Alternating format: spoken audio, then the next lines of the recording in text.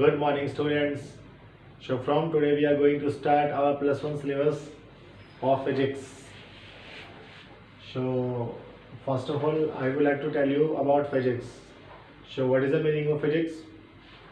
We can say that physics is that branch of science which deals with the nature and its laws.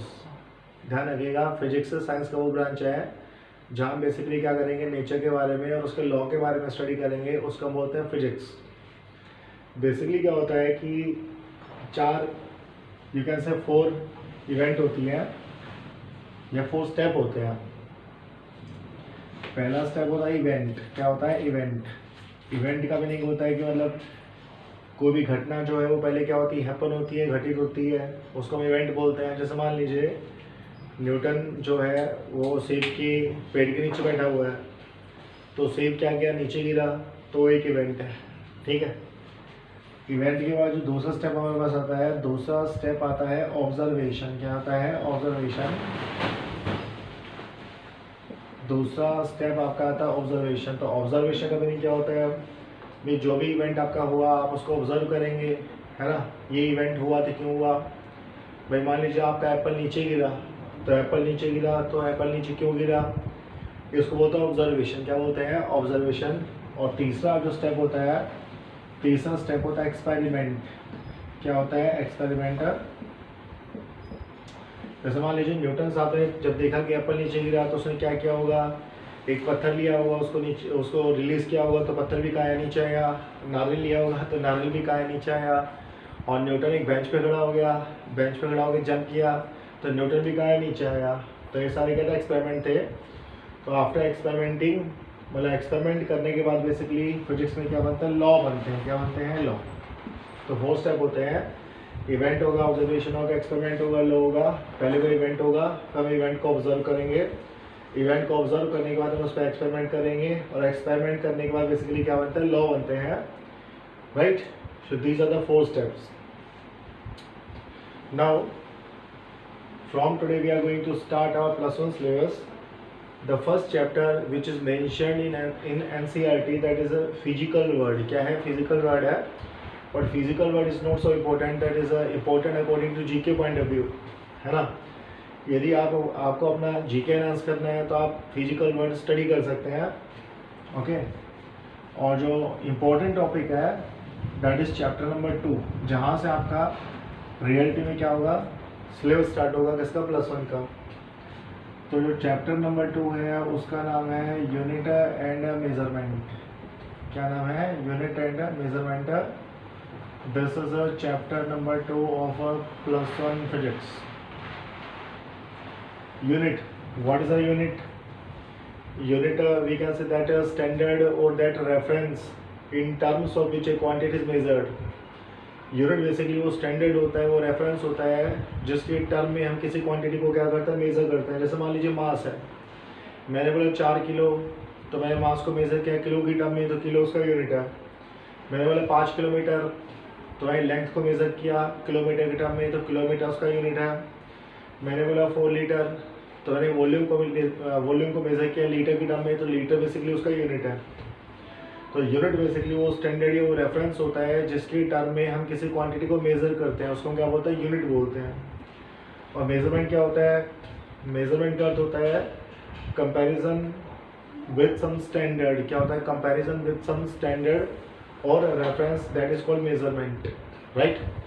Comparison with some standard और reference, that is called measurement. जैसे मान लीजिए आप sugar लेने जाते हैं, आपने बोला बेसिकली कि मुझे भाई 4 किलो शुगर दो, तो क्या करेगा, वो 4 किलो का बाटियाँ रखेगा और फिर उस 4 किलो से शुगर को कंपेयर करेगा, है ना. मतलब शुगर का जो वजन है वो क्या करेगा, 4 किलो के इक्वल करेगा, और फिर वो 4 किलो शुगर आपको देगा. तो उसने शुगर को कंपेयर किया, किससे कंपेयर किया, जो वजन था बाट का उससे कंपेयर किया, है ना. तो बेसिकली हमने शुगर को कंपेयर किया with some standard, that is called measurement. Right. So the first definition is a physical quantity. क्या होता है? physical quantity. So first definition is a physical quantities. So what is the meaning of physical quantities? Actually, physical quantities are those quantities which can be measured accurately. Physical quantity वो quantity होती है जिनको हम accurately measure कर सकते हैं, like mass हो गया, लाइक लेंथ हो गया, लाइक टाइम हो गया, लाइक टेम्परेचर हो गया. These are the quantities which can be measured accurately. These are called physical quantities. So we can say that physical quantities are quantities which can be measured accurately. Which can be measured accurately.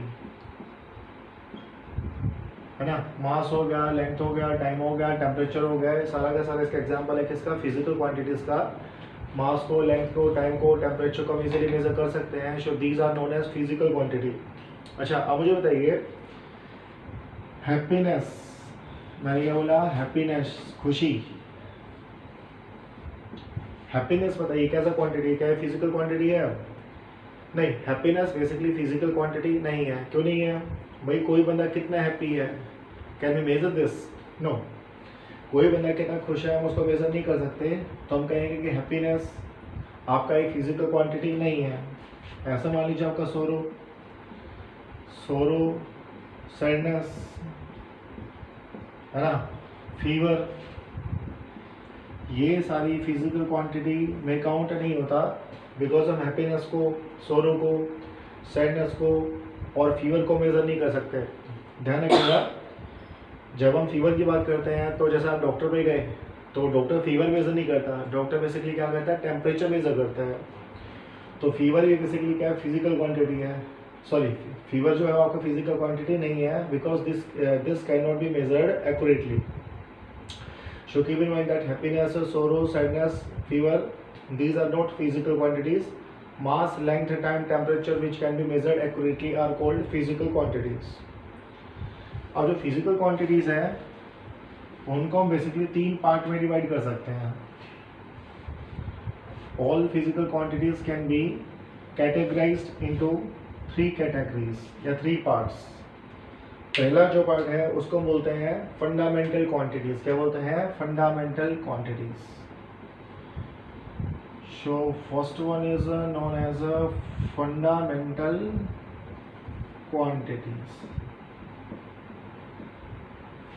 Second one is known as derived quantities, DERIVED, derived quantities.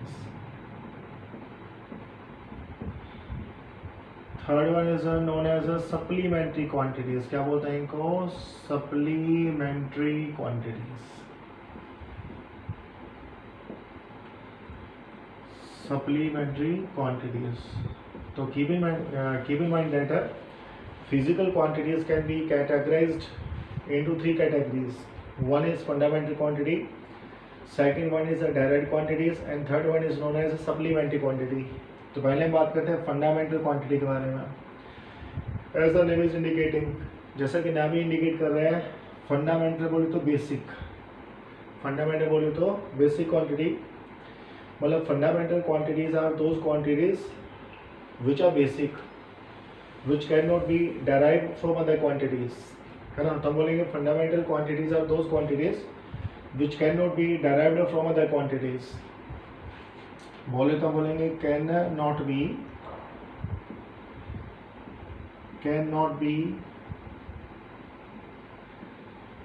derived from other quantities, cannot be derived from other quantities are known as fundamental quantities, right? Or you can say fundamental quantities are those quantities which cannot be subdivided into simpler quantities. Fundamental quantity basically वो quantity है जिनको हम और छोटे part में नहीं तोड़ सकते. These are known as fundamental quantities, right? तो ध्यान रखिएगा, fundamental quantities are the basic quantities, can not be derived from other quantities, also can not be divided further into simpler quantities. So these are known as fundamental quantities. There are 7 fundamental quantities. 7 क्या होती है, fundamental quantity होती है. पहला fundamental quantity है आपका मास, दूसरा आपका फंडामेंटल क्वांटिटी होता है लेंथ, थर्ड वन आपका होता है टाइम, फोर्थ वन आपका होता है टेम्परेचर, फिफ्थ वन जो फंडामेंटल क्वांटिटी है वो आपका आता है करंट, सिक्स्थ वन जो फंडामेंटल क्वांटिटी है उसको बोलते हैं ल्यूमिनियस इंटेंसिटी, ल्यूमिनियस इंटेंसिटी, और जो सेवंथ और लास्ट फंडामेंटल क्वांटिटी है उसको बोलते हैं अमाउंट ऑफ सब्सटेंस। क्या बोलते हैं? Amount of substance. So these are 7 fundamental quantities. Mass हो गया, लेंथ हो गया, टाइम हो गया, टेम्परेचर हो गया, ये सब कुछ आप स्टडी करेंगे 11th क्लास में। करंट ये आपने 10th में स्टडी किया है रिसेंटली, और आप इसको बहुत ही एलाबोरेटली स्टडी करेंगे +2 में। और ल्यूमिनस इंटेंसिटी भी बेसिकली +2 में आएगा। और लास्ट जो क्वांटिटी है अमाउंट ऑफ सब्सटेंस, ये तो आप +1 में स्टडी करेंगे, +2 में स्टडी करेंगे, फिजिक्स में स्टडी करेंगे, एज वेल एज केमिस्ट्री में स्टडी करेंगे। राइट, सुना होगा आपने मोल। और जैसे ही केमिस्ट्री स्टार्ट होगी बेसिकली यही क्वांटिटी आपको दिखाई पड़ेगी। तो इनको बोलते हैं फंडामेंटल क्वांटिटीज। क्या बोलते हैं? Fundamental quantities. दूसरी जो क्वांटिटीज होती हैं इनको बोलते हैं डेराइव क्वांटिटीज। तो नेम इंडिकेट कर रहा है derive. Derived quantities are those quantities which are derived from fundamental quantities. Derived quantity वो quantity होती है जिनको हम derive करते हैं। क्या करते हैं? Derive करते हैं। कहाँ से derive करते हैं? Fundamental quantities से, right? So derived quantities are those quantities which are derived from fundamental quantities, or you can say these are the quantities which can be divided into fundamental quantity. Direct quantity वो quantity होती है जिनको हम fundamental quantity में तोड़ सकते हैं। Example लेके चलते हैं और समझ आएगा। जैसे मान लीजिए स्पीड है, बताइए स्पीड क्या होता है? स्पीड जो हमारे पास होता है, स्पीड का फॉर्मूला होता है डिस्टेंस अपॉन टाइम। क्या होता है? डिस्टेंस अपॉन में क्या होता है? टाइम होता है। तो जो स्पीड को हमने डराइव किया, कहाँ से कहाँ? स्पीड से डराइव किया और टाइम से डराइव किया, है ना? मतलब डिस्टेंस और टाइम की कलेक्शन से स्पीड क्या हुआ? डेराइव हुआ। डिस्टेंस बोली तो लेंथ, लेंथ बोली तो फंडामेंटल क्वांटिटी। दूसरा क्या होगा? टाइम, टाइम बोली तो क्या होगा? फंडामेंटल क्वांटिटी हो गया। तो हमने स्पीड को डेराइव किया लेंथ से और टाइम से, बोले तो हमने स्पीड को डेराइव किया फंडामेंटल क्वांटिटी से। So we can say that speed is a derive quantity. Similarly we take example velocity. हाँ जी बताइए, वेलोसिटी क्या होता है? वेलोसिटी होता है डिस्प्लेसमेंट अपॉन टाइम। क्या होता है? Displacement upon time. So velocity is derived from displacement बोले तो length, time बोले तो fundamental quantity। तो velocity को भी हमने derive किया कहाँ से? length से और time से। तो velocity भी बेसिकली क्या आपका एक velocity जो है वो क्या है? आपका direct quantity है। मतलब velocity को हमने इन fundamental quantity से derive किया, length से और time से। तो velocity जो है वो क्या कहलाएगा? आपका direct quantity कहलाएगा। ऐसा मान लीजिए आपका acceleration हो गया, फोर्स हो गया, पावर हो गया, ये सारी की सारी क्या होती है? डेराइव्ड क्वांटिटी होती है। So derived quantities can be derived from fundamental quantities. Third one होती है supplementary quantities. There are 2 supplementary quantities. One is called plane angle. First को हम बोलते हैं प्लेन एंगल और सेकंड को हम बोलते हैं सॉलिड एंगल। क्या बोलते हैं? Solid angle. तो 2 सप्लीमेंट्री क्वांटिटीज होती है, एक होता है प्लेन एंगल, दूसरा क्या होता है? आपका सॉलिड एंगल होता है। प्लेन एंगल का यूनिट होता है रेडियन। क्या होता है? रेडियन। और सॉलिड एंगल का यूनिट क्या होता है? Stay radian. क्या होता है? Stay radian. इसको हम आगे एलाबोरेटली स्टडी करेंगे, ठीक है? फटाक से रिवाइज कर लेते हैं। Physical quantities are those quantities which can be measured accurately. 3 category में हमने डिवाइड किया। Fundamental quantity which can not be further subdivided into simpler parts. Derived, which are derived from the fundamental quantities, are called derived quantities, and there are 2 supplementary quantities. One is called plane angle, other is called solid angle. Unit of plane angle is radian and unit of solid angle is stay radian, right?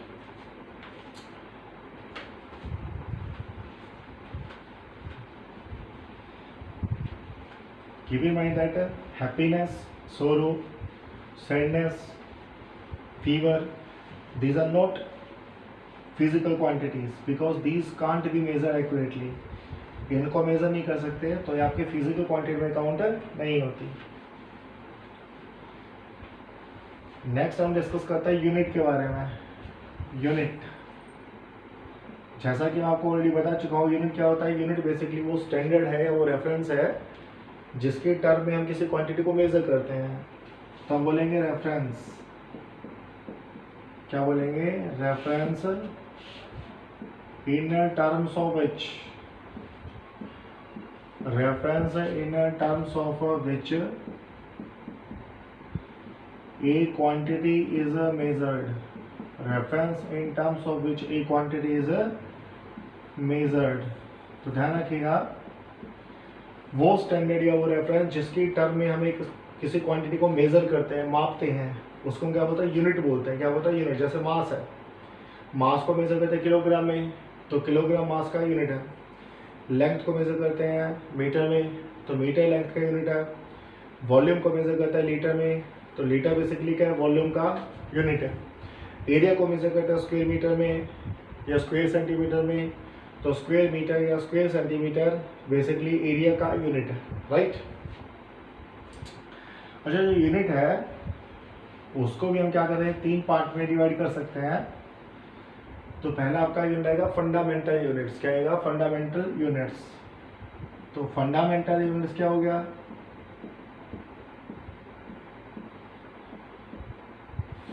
fundamental units। तो fundamental units are those units, or you can say these are the units of fundamental quantities। fundamental quantities का जो unit आएगा उनको हम क्या बोलते हैं? fundamental units, right। आप जानते हैं there are 7 fundamental quantities। first one is mass। मास का जो यूनिट आएगा, जो फंडामेंटल यूनिट आएगा, वो क्या होता है? किलोग्राम। क्या होता है? किलोग्राम। अच्छा, लेंथ की बात करें तो लेंथ का क्या आएगा? मीटर। क्या आएगा? मीटर। हाँ जी, टाइम का बताइए। टाइम का फंडामेंटल यूनिट आएगा आपका सेकंड, राइट। टेम्परेचर, टेम्परेचर का आपका यूनिट होता है डिग्री केल्विन। क्या होता है? डिग्री केल्विन, या के लिए बोलेंगे केल्विन। डिग्री केल्विन या केल्विन। नेक्स्ट होता करंट। करंट का आपका जो फंडामेंटल यूनिट होता है वो होता है एम्पीयर। क्या होता है? एम्पीयर। नेक्स्ट होता है आपका ल्यूमिनस इंटेंसिटी। क्या होता है? Luminous intensity. Luminous intensity. इसका जो फंडामेंटल यूनिट होता है कैंडिला। क्या होता है? Candela, CANDELA, candela. CD symbol होता है। CD क्या रिप्रेजेंटेड बाय CD। और लास्ट वन जो फंडामेंटल क्वांटिटी है वो है अमाउंट ऑफ सब्सटेंस। इसका जो फंडामेंटल यूनिट है वो होता है मोल। क्या होता है? मोल। इजंट। जैसे +1 का सिलेबस स्टार्ट होगा केमिस्ट्री का, आप मोल के बारे में क्या करेंगे? स्टडी करेंगे। So these are called fundamental units. ध्यान रखिएगा, ये जो मैं यूनिट्स लिखा है these are in SI system. किसमें है? SI सिस्टम है, which is also known as international system of units. Isn't. अब हम इसके बारे में स्टडी करेंगे। So these are the fundamental units. दूसरा हमारा जो यूनिट होगा उसको बोलते हैं डेराइव्ड यूनिट्स। क्या बोलते हैं? Derived units. दूसरा जो यूनिट हो गया that is known as a derived units. DERIVED, derived units. तो ये क्या होगा भाई? आपकी जो डेराइव्ड क्वांटिटी होती है, क्या होती है? डेराइव्ड क्वांटिटी होती है, उनका जो यूनिट होगा उनको हम क्या बोलते हैं? Derived units, right. जैसे मान लीजिए स्पीड है, स्पीड का यूनिट होता है मीटर पर सेकेंड। क्या होता है? मीटर पर सेकेंड, है ना। मीटर क्या है? फंडामेंटल यूनिट है। सेकंड भी क्या है? फंडामेंटल यूनिट है। तो इस यूनिट को हमने डेराइव किया है कहाँ से? फंडामेंटल यूनिट से। तो इसको हम बोलते हैं डेराइव्ड यूनिट्स। ऐसा हम बात करते हैं एक्सीलरेशन की, तो एक्सीलरेशन कितना आएगा? मीटर पर सेकंड स्क्वायर आएगा। तो ऐसा ही हमने इसको भी क्या किया? डेराइव किया कहाँ से? फंडामेंटल यूनिट मीटर से और फंडामेंटल यूनिट सेकंड से। तो एक्सीलरेशन भी क्या आपका? डेराइव्ड यूनिट्स है, मतलब मीटर पर स्क्वायर सेकंड भी क्या आपका? डेराइव्ड यूनिट्स है। तो ध्यान रखिएगा, डेराइव्ड क्वांटिटीज का जो यूनिट होगा उनको क्या बोलते हैं? डेराइव्ड यूनिट्स बोलते हैं। मीटर पर सेकंड हो गया स्पीड का यूनिट, मीटर पर स्क्वायर सेकंड हो गया एक्सेलरेशन का यूनिट। ऐसा मान लीजिए फोर्स करंट क्या होता है? किलोग्राम मीटर पर सेकंड स्क्वायर हो गया। ये भी क्या आपका डेराइव्ड यूनिट्स है। तो ध्यान रखिएगा, डेराइव्ड यूनिट्स बेसिकली वो यूनिट्स होता है जिनको हम डेराइव करते हैं कहाँ से, फंडामेंटल यूनिट से। और थर्ड वन क्या है, सप्लीमेंट्री क्वांटिटीज। तो सप्लीमेंट्री क्वांटिटीज में दो क्वांटिटी है, प्लेन एंगल, सॉलिड एंगल। तो उनका जो यूनिट होगा उसको बोलते हैं सप्लीमेंट्री यूनिट्स। क्या बोलते हैं, supplementary units. Like plane angle है ना, बताइए प्लेन एंगल का यूनिट क्या होता है, ये होता है रेडियन। क्या होता है, रेडियन। और एक होता है सॉलिड एंगल, इसका यूनिट क्या होता है, इसका यूनिट होता है स्टेरेडियन। क्या होता है, स्टेरेडियन। इनके बारे में आप इसी चैप्टर में बहुत डिटेल में स्टडी करेंगे। तो प्लेन एंगल का जो यूनिट है वो आपका रेडियन होता है, और सॉलिड एंगल का जो यूनिट होता है क्या होता है, स्टेरेडियन होता है, राइट। इसको भी हम बाद में डिफाइन करेंगे, और इसको भी हम बाद में क्या करेंगे, डिफाइन करेंगे। Plane angle, solid angle is very very important, और इनका यूनिट भी काफ़ी इंपॉर्टेंट है, एग्जाम में आता है, मतलब सीबी से पूछा जाता है।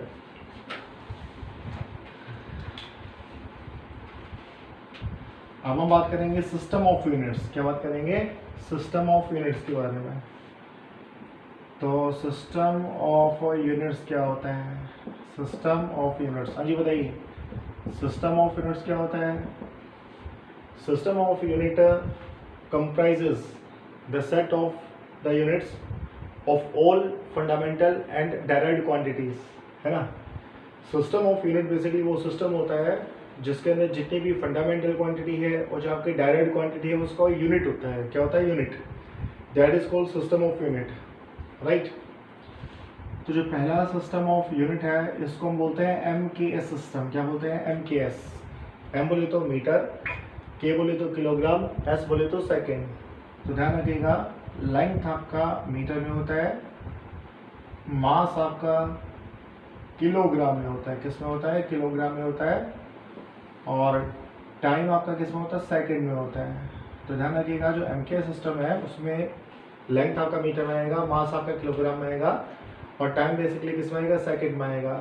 This is also known as metric system. क्या बोलते हैं उसको, metric system of units.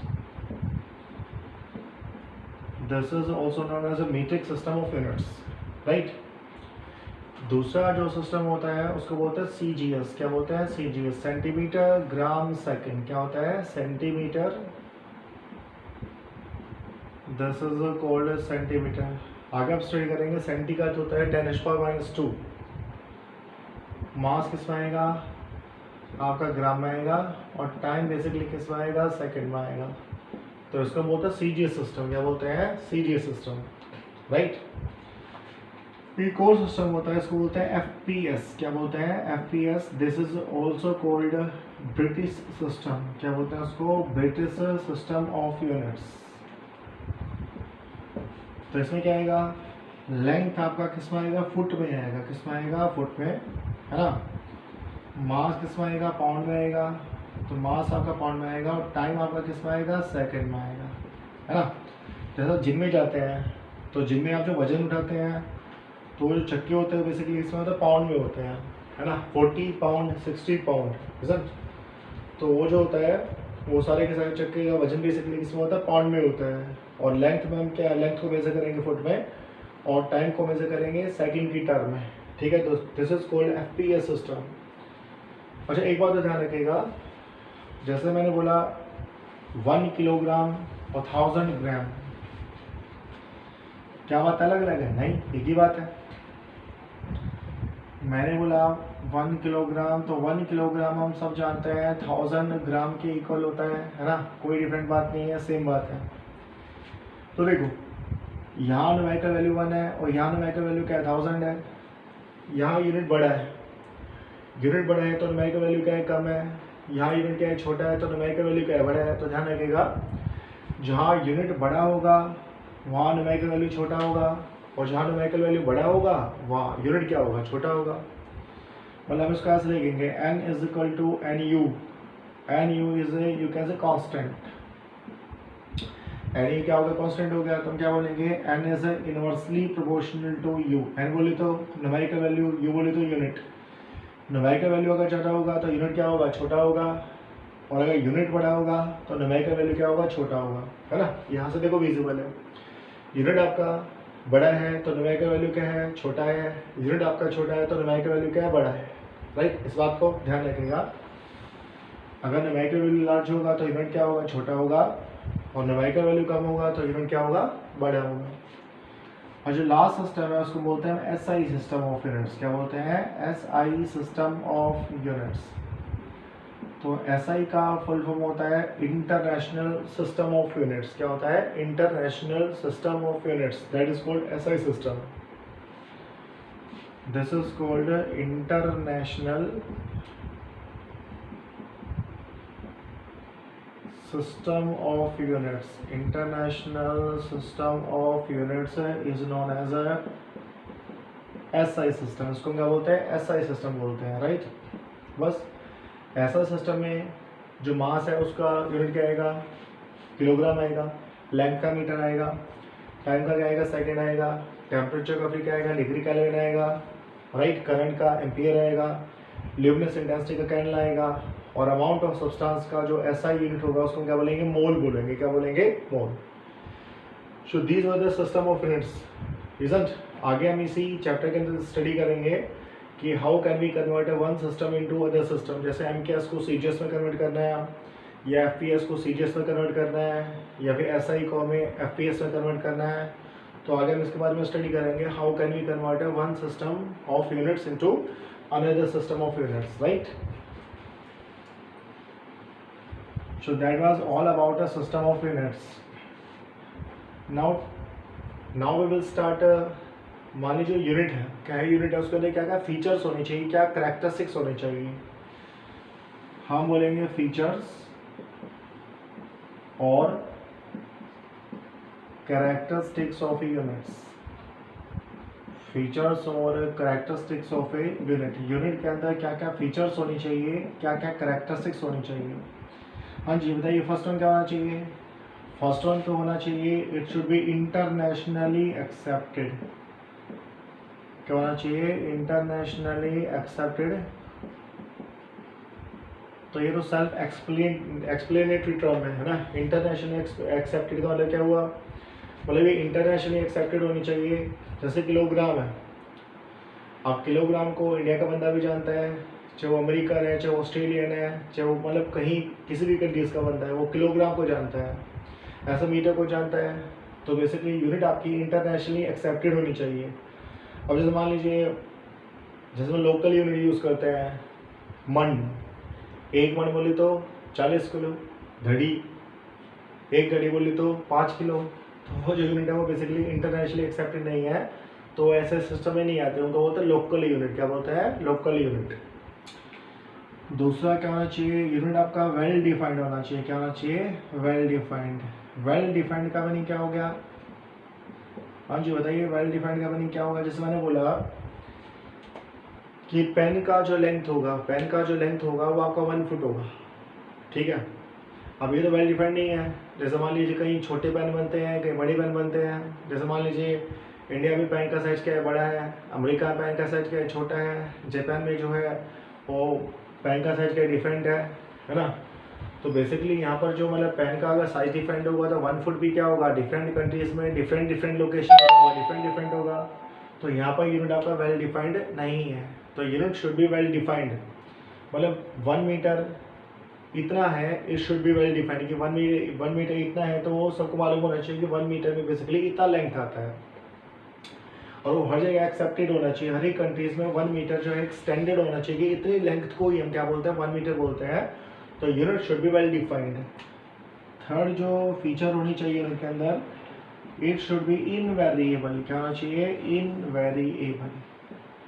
Unit आपका इनवेरिएबल होना चाहिए, मतलब वेरिएबल नहीं होना चाहिए। इनवेरिएबल बोले तो, इनवेरिएबल का मतलब होता है, जैसे मान लीजिए मैंने एक ट्री ले लिया, ट्री को मैंने रेफरेंस मान लिया, मैंने बोला भाई ट्री का जो हाइट है वो 1 मीटर है, राइट। ट्री का हाइट क्या है, 1 मीटर है।